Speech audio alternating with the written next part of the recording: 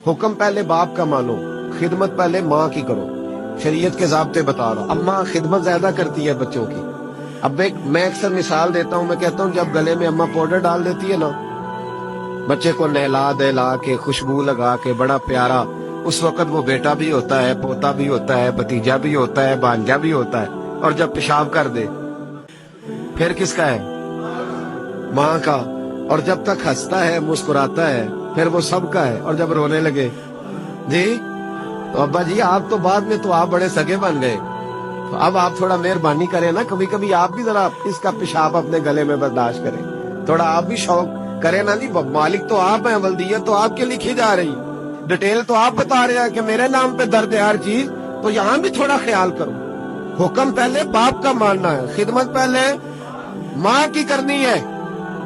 اور فرمایا میرے محبوب کریم صلی اللہ تعالی علیہ وسلم نے کہ تو نے ان سے باتیں کرنی ہے، میٹھے بول بولنے ہیں. مسند احمد میں بڑی ٹھنڈی، بڑی میٹھی، بڑی پیاری حدیث ہے.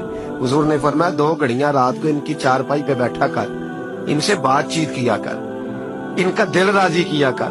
فرمایا اگر تو انہیں خوش کرنے میں کامیاب ہو گیا، رب تجھے 2 حج اور 2 عمرے کا ثواب عطا فرمائے گا. اگر تو انہیں اور ماں باپ اگر پردہ کر جائیں پھر تیری دعاؤں کا رخ ماں باپ کی طرف.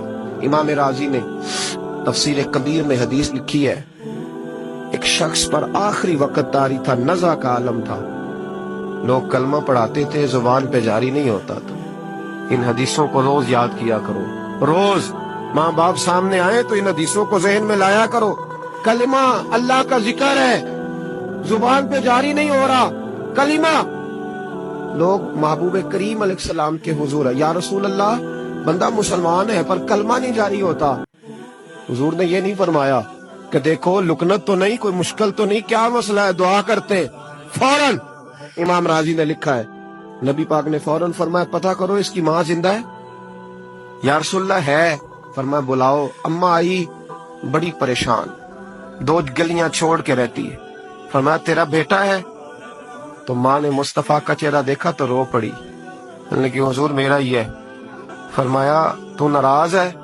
اماں کہنے لگی حضور بڑی ناراض ہوں، اس نے بڑے ظلم کیے، بڑی زیادتیاں کی میرے ساتھ. یا رسول اللہ صلی اللہ علیہ وسلم بڑا ستایا. بابو فرمانے لگے چل معاف کر دے، تو معاف کرے گی تو روح نکلے گی، تو معاف کرے گی تو کلمہ طیبہ جاری. کہنے لگی حضور میں کبھی معاف نہیں کرتی. دنیا میں کسی کو آگ کا عذاب دینا حضور نے جائز نہیں رکھا، اسلامی سزاؤں میں اس سے اکثر جگہ پہ منع فرمایا، لیکن یہاں میرے محبوب نے فرمایا لکڑیاں لاؤ. بوڑھی کے سامنے لکڑیاں لاؤ. کیا کرنا ہے؟ فرمایا جس کی ماں ہی ناراض ہے میں اسے زندہ جلا دوں گا. لاؤ لکڑیاں.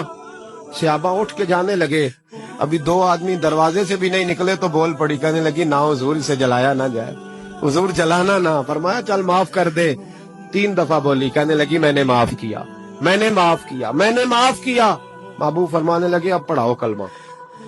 پڑھاؤ. جب کلمہ پڑھایا تو زبان پہ کلمہ جاری ہو. اس کا مطلب ہے کلمہ بھی اسی کی زبان پہ جاری ہوگا جو ماں باپ کا فرما بردار ہوگا. ورنہ مت امید رکھے کہ میں بڑی لمبی تہجد پڑھتا ہوں، میں تو دروازے پہ بیٹھ کے سخاوت کرتا ہوں، میں تو بہت بڑا آدمی ہوں. اپنے ماں باپ کی طرف دیکھیں، ان کا خیال فرمائیں.